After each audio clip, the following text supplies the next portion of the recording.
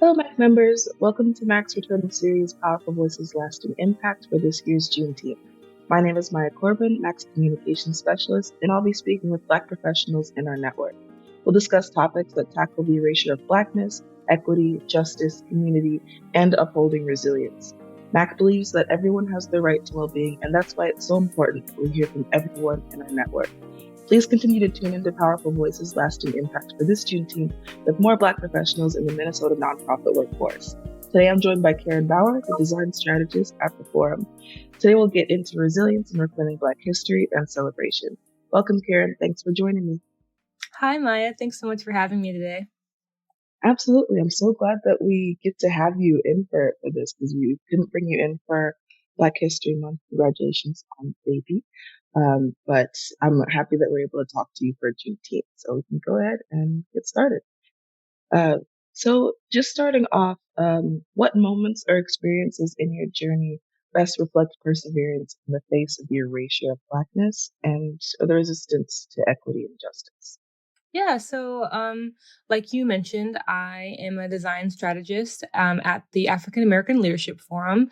And when I was thinking about this question, I was really thinking about my journey that led me to this position. And beforehand, I spent a good bit of my 20s in graduate school. I have a PhD in sociocultural anthropology from the University of Minnesota. And graduate programs are really long, and especially social science programs can be really long. So I was there for 7 years before graduating and attending and switching over to work in nonprofit. And coming from other predominantly white spaces and institutions, and then heading to the University of Minnesota, I didn't think much of it just because I had grown up so much in whiteness, and I thought that I had a really good familiarity with whiteness as well, that it wouldn't be a problem when I entered graduate school. But pretty soon within the first couple of days in my program, I became really uncomfortable with the whiteness that was really permeating the spaces that I was in. For example, I was the only Black woman in my program, and I think I was like the second one out of the entire program for a really long time. And the person before me hadn't been there for years. So there wasn't much in terms of an appeal, I suppose, for Black women to be in the program. And then also when it came to just, some of the topics that we were talking about in my courses, I could tell that there was this really big pedagogical difference that that was present between me and my colleagues. I was really interested in topics that were about, intersectionality and issues of race and equity and things like that were a part of like my identity. And some of the texts that we were reading and, authors weren't really reflective of my own experiences or experiences of other, people of color. And so it just felt like physically there was a really big difference there. And also, pedagogically, our values weren't always aligned with some of my colleagues and things like that. And so, being there as a Black woman, the only Black woman, I think it could have been really easy for me to kind of turn in on myself or to even leave my program, find another program that was more diverse or just, a different route in general. But instead, I kind of took this opportunity to really seek out spaces and people and that really felt comfortable to me and really helped me to remember why I was there and the gifts that I had and to, work through some of the imposter syndrome that had been developing because of the whiteness that was and is present within higher academia. So yeah, kind of immediately I sought out different spaces. So I sought out a BIPOC reading and writing group of graduate students, spaces for Black women who were graduate students. I took courses by professors who were more diverse, and we were, reading things that felt more reflective of my own experiences and the experiences of others. And I think that really helped me doing all that work to build this sense of community and to be kind of blanketed in support and love, really helped me to then understand that, yes, while I have lived a lot of life surrounded by whiteness, it doesn't mean that I have to continue that. And there are ways that I am able to really lean into my own identity and celebrate my Blackness, to not just survive these spaces that are, white, but also thrive in them as well. I guess, as I say this, I'm thinking about how, higher education and academia, these are spaces that uphold whiteness and sameness. And as we're seeing, especially now with the current administration and the threat to DE&I, there's a lot of, erasure or attempted erasure of diversity and especially of Blackness. And, while all this is true, what also is true is that Black women are the majority of the population who have doctoral degrees. So there is, I guess I see myself fitting within this larger sort of reclamation and perseverance that is present within the Black community, and especially of Black women, like doing this work to carve out spaces and that like we belong to, or we are deserved to belong to, even if they weren't built for us in the first place. Yeah. Wow. Absolutely. So much to unpack with that. Oh my goodness. I completely feel exactly where you're coming from. Especially when you're talking about, being the only Black person in, predominantly white spaces and kind of feeling that strong difference between colleagues. That is definitely something that I personally can also relate to.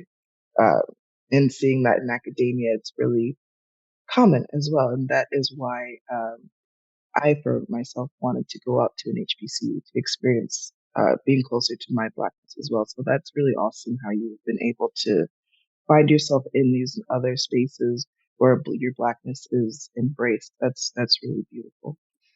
Um, So Juneteenth as a holiday, it's really, it's a celebration, but it also honors the pain and violence of freedom delayed. And kind of as you look at your organization, your team, your community, what do you see in them that gives you hope for building a better collective future? Yeah, I love that question so much. And I think it's really just important for people when it comes to Juneteenth, to recognize like the complexity of it. Like it doesn't have to be all about sadness and, about, oppression and things like that. There also is a sense of joy and collective healing and growth that can come with Juneteenth. And I feel like as an organization, the Forum does a really good job of honoring these complexities within our community.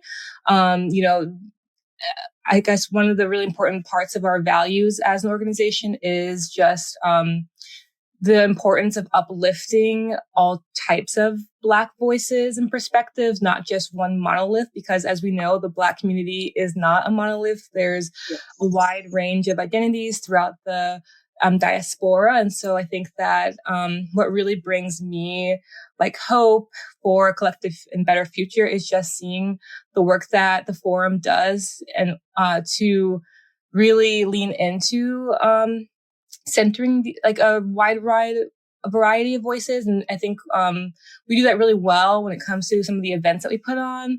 Our events are have so much intentionality behind them. We are curating these spaces for people in our community to come together.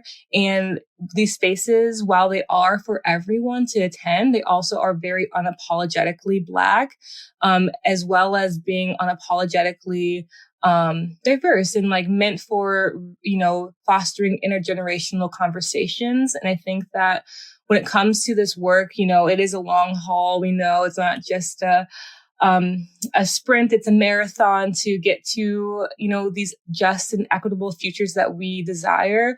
It's really important to make sure that all voices are coming along this journey and not just one voice. And so that's been really inspiring seeing that. And I think as well, just the amount of joy and also like play that is still happening within my community. Like I was saying earlier, it can be really easy to kind of fall into this, the narrative of despair and to feel a sense of hopelessness. And so holding on to Black joy and finding time to play, and be in community and having fun is really important, while also, honoring, some of the complex, histories that we have. And, again, like the events that we put on, I think have a really good job of doing both, the honoring of some of the intense histories and the ability to talk about some of these issues, while also making sure there's room for joy, because that's just like the only thing that can really get us through to the end. Yeah, absolutely. Echoing, honoring the intense history, but making room for joy. That right there, that's the essence of all of this, of Juneteenth in its entirety.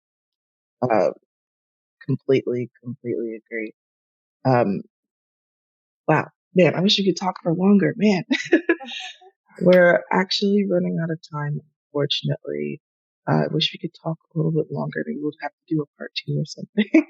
But thank you so much, Karen, for joining me. I really enjoyed being able to talk to you. Yeah, thanks so much, Maya. Thank you for having this podcast and asking really important questions like this. Of course, we love doing things like this and being able to talk with folks in the network over at MACC. But that is all the time. Like I said, be sure to listen in on the series so you don't miss any of our insightful Black leaders and professionals in our sector. All of these short podcasts will be available on our social media, Podbean, and on our website, so stay tuned. Do something that makes you feel joy today. Happy Juneteenth, and we'll see you in the next one. Bye.